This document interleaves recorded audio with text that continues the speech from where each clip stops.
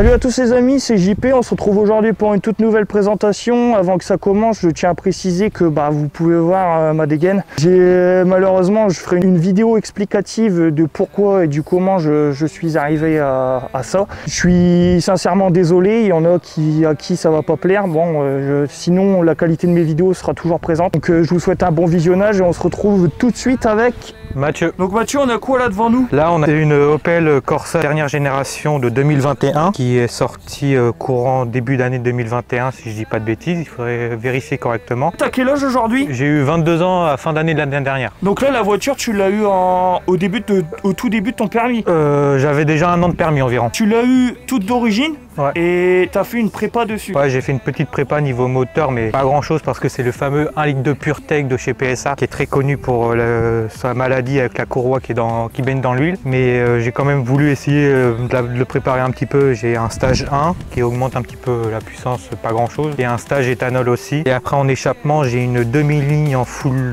tube inox avec un embout Remus le millimètre, je sais plus du tout de tête. Si tu peux nous présenter ce qu'il y a eu à l'extérieur de la voiture. À l'extérieur, ce qu'on voit, on voit les plaques noires, bien sûr. D'accord, donc là les plaques noires. Après, il y a la petite sangle de remorquage pour faire un petit style.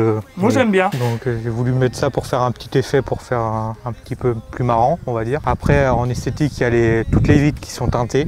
Ouais, en combien de pourcents? À l'avant, c'est du 85 de pourcentage et à l'arrière, c'est du 95. Ok. Avec la lunette arrière qui est en 95 aussi. Et la peinture? La peinture, c'est un blanc nacré qui le nom, si je dis pas de bêtises, c'est Jade. C'est un blanc nacré très léger. On voit des reflets quand elle est vraiment bien au soleil. Après, elle est en biton avec le toit noir d'origine, rétro noir et jantes noires en 16 pouces. Ouais, les jantes noires juste là. Donc là, c'est les jantes d'origine comme tu as dit précédemment. Voilà, tout à fait. Il est juste sur cette petite jante là, il y a un petit défaut constructeur avec l'étrier qui rouille. Ouais, là, juste là. Que cet étrier là qui rouille, je ne sais pas pourquoi. Peut-être qu'il y aura certaines personnes qui te diront pourquoi en commentaire. Peut-être, et j'espère que quelqu'un pourrait m'aiguiller. Donc je suis déjà allé à Opel pour faire prise de garantie. J'attends un retour. Après, si ça passe en garantie, l'étrier sera changé. Au niveau des feux, là les feux, moi ça m'a directement tapé dans l'œil. Les feux, c'est pas tout à fait d'origine. Ils sont déjà un petit peu teintés d'origine, mais j'ai voulu les surteinter encore plus pour les faire vraiment noirs. Il y a ces feux là qui sont teintés avec les catadiopes arrière qui sont teintés aussi. J'aime vraiment bien, ça fait un look vraiment très agressif. Avec le petit stick. Ouais, le petit sticker pour les radars, c'est parfait. Tu fais pas dans la vraie vie, bien sûr. Non, bien sûr, pas du tout. Parce qu'il y en a, laisse tomber sur les réseaux. Non, pas du tout, c'est juste pour de l'humour. Voilà, c'est de l'humour, attention. Teinté les catadiopes teintés. Là, la petite ligne, c'est la vraie? Non, c'est juste un embout Remus. Ok, embout Remus, donc c'est une demi-ligne inox. Ouais, tout à fait. Avec le petit sticker qui passe bien. C'est l'anti-brouillard arrière. Le petit sticker, les amis, on m'a tiré du bas au PC, donc n'hésitez pas à aller faire un petit coucou et vous abonner à son Instagram. Mais c'est beaucoup de photos de la voiture prises par moi directement. Il y a quelques petites photos où c'est des personnes qui ont pris des photos, mais ils sont toujours identifiés dans la description quand ce n'est pas moi qui ai pris en photo la voiture. Si tu peux nous présenter vite fait l'intérieur. Alors, niveau intérieur, là les panneaux de porte c'est du plastique. Ouais, c'est du plastique avec un petit peu de cuir. Ouais, un simili-cuir. Là au niveau des sièges, pareil, c'est du cuir. Ouais, sur les côtés c'est du cuir, sinon c'est du tissu. Voilà, avec les petites bandes rouges. Il y a la navigation directement, on peut voir le GPS sur le cadran directement. Après il y a la conduite parce qu'il y a les détecteurs de ligne directement quand on conduit. Ça doit être chiant ça, par contre tu dois faire ça ne s'habille pas, mais quand il y a une ligne, on est trop proche d'une ligne, ça remet sur le volant, mais on peut le désactiver. Pour moi il est toujours désactivé et après on retourne sur le cadran directement. Là vous avez les petites bandes rouges, on rappelle. Ouais, en rappelant avec les petits bandes sur les sièges. Ouais, et puis là les petites palettes au volant rouge, voilà. C'est d'origine ou c'est... Non, c'est pas d'origine, c'est du AliExpress, je vais pas vous mentir. C'est du AliExpress, j'ai pas voulu chercher compliqué. Et sur le tableau de bord ici et sur l'autre portière, c'est du covering noir. De base, c'est du gris clair, un peu comme les surpiqûres qu'il y a sur les panneaux de porte. J'ai tenu à les passer en noir parce que je trouvais que ça faisait plus homogène avec le rouge, parce que ce côté noir ici, c'est d'origine. Mais tout ce qui est les autres noirs, c'est pas d'origine, c'est gris clair. Donc j'ai voulu passer tout en noir pour que ça fasse plus homogène. Si tu veux bien nous montrer ce qu'il y a sous le capot. Il y a un petit filtre à air sport qui est caché derrière. Je vais vous retirer le cache moteur directement, ça sera plus facile. Juste là-dessous, il y a le filtre à air sport green. Là, vous avez bloc moteur d'origine. Voilà, tout à fait. Sauf que, comme a dit Mathieu précédemment, Un stage 1 qui d'origine est de 100 chevaux, c'est la 100 chevaux que j'ai, qui est passé en stage 1 qui sort 150 chevaux. D'origine, quand elle est passée au banc, elle avait 190 Nm de couple et le constructeur disait 205. Et maintenant, avec le stage 1, elle sort quasiment 300 Nm de couple. Donc à l'avant, c'est très compliqué, ça a du mal à tenir quand c'est mouillé. Et tu comptes faire des améliorations dessus? J'avais l'idée à peut-être de changer les jantes, de passer en taille supérieure en 17. La marque, je sais pas du tout encore, je suis en train d'étudier tout ça. Et si j'arrive à trouver une lame à l'avant. La petite plaque Opel qui passe bien. Opel, et avec le petit Insta, là juste ici, Matt-du-bas PC, donc allez vous abonner à son Instagram. Elle n'a pas eu encore de contrôle technique. Le premier qu'elle devrait passer, c'est en 2025. Voilà. C'est 5 ans, c'est ça? Ouais, c'est ça. Si tu veux bien nous allumer le petit bolide. Ouais.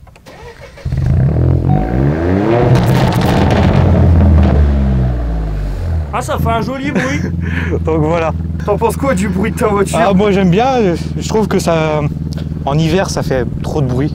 Par exemple en 5e, quand je viens de la démarrer, sur les premiers kilomètres, ça fait vraiment trop de bruit. Mais après je l'adore. On va faire un petit essai de routier directement. Ton petit kart, donc là ça fait combien à peu près? Là 150 chevaux pour environ 300 Nm de couple pour à peine une tonne sur la balance. C'est un petit kart. Oh voilà, tout à fait. Impeccable. Bon, let's go. Là, on est parti, let's go. Là je pars en mode normal. Donc ça sert à... Il y a les maisons quand même. Mais même en normal, elle a une bonne reprise. Oh putain la vache. Si tu le sens, tu le sens. Et là pourtant je suis en normal. Puis à l'intérieur, on est bien en vrai. Moi je suis bien installé. On est bien installé, on est bien.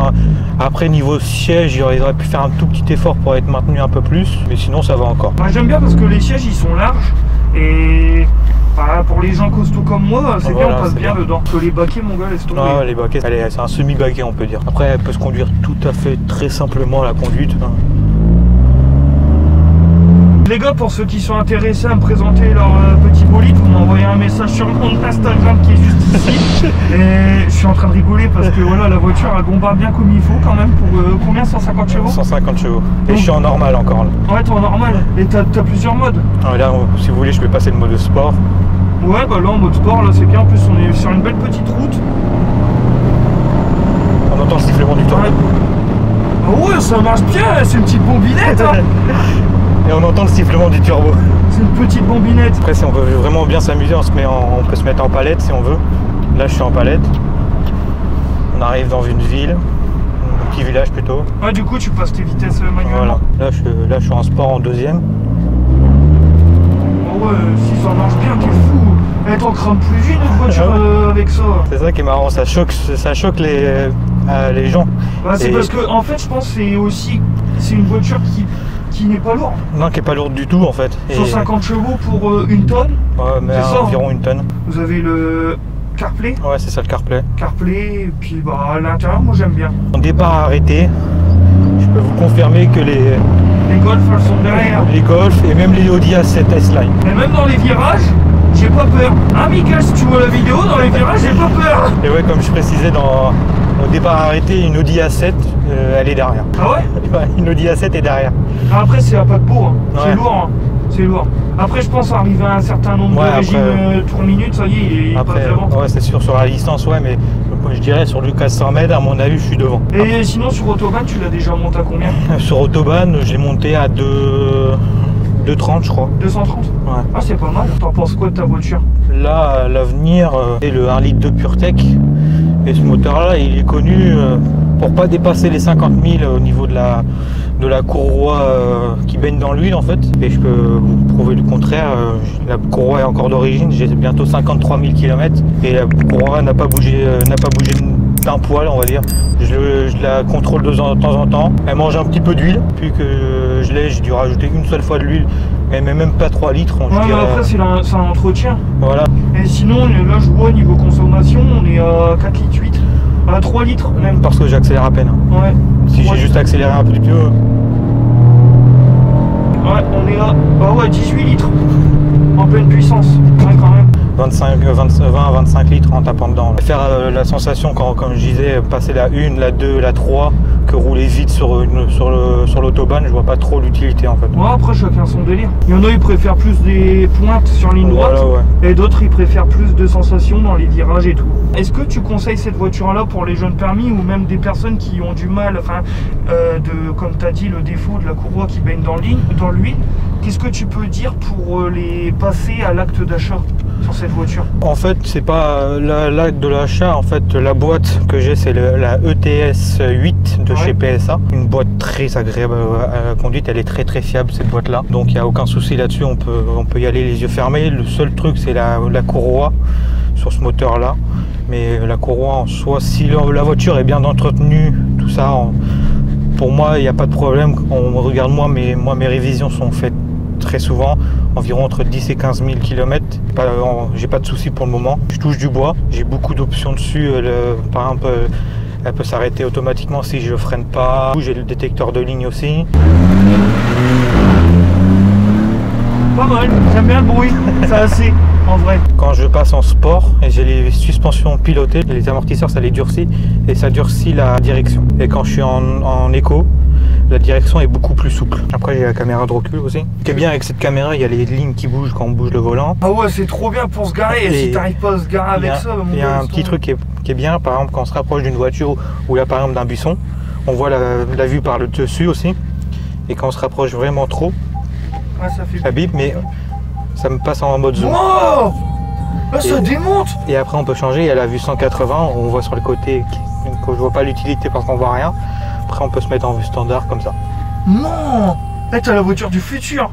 Et niveau consommation, je pense que c'est surtout mon pied qui pose problème. Et en ville, en roulant aux alentours de chez moi, je suis entre 300 et 400 km par plein. Ça va, l'éthanol. Ouais, l'éthanol. C'est une fin de vidéo, bah merci à toi Mathieu. Ouais, merci à toi aussi. Merci.